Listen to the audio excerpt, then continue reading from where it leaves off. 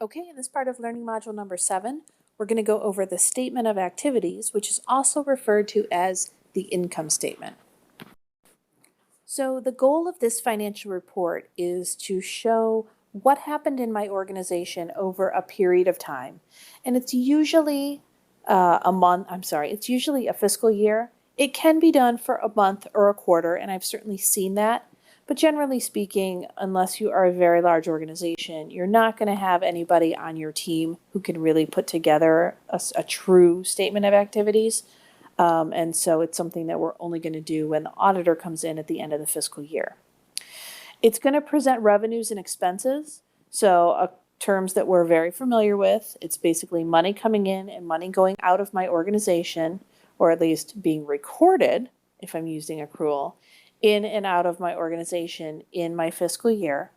And it's going to end up with the result being, did I decrease or did I increase my net assets at the end of the year, right? So did I make money? Did I lose money, at least on paper?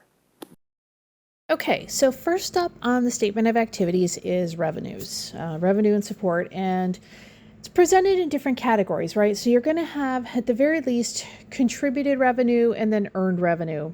A lot of organizations will pull out what's really important for them. So for example, if I have a lot of bequests, then I'm going to put that on there. If I get grants, as opposed to individual contributions, I'm going to put that on there.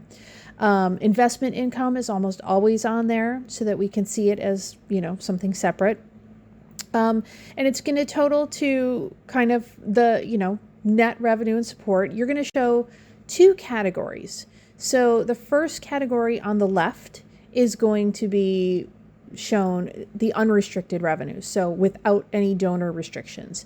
And then the next category to the right of that is going to be shown with donor restrictions so that you can see what the restricted funds are.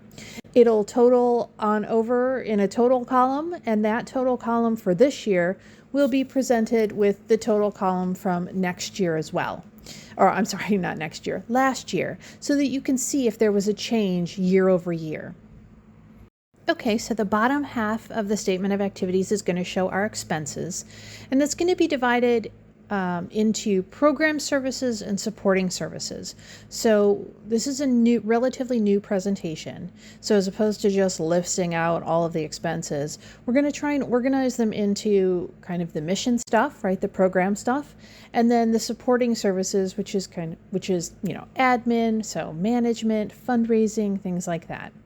At a glance, that will be able to tell the person who is reading the statement of activities how much, generally speaking, you spend on program versus supporting services or admin.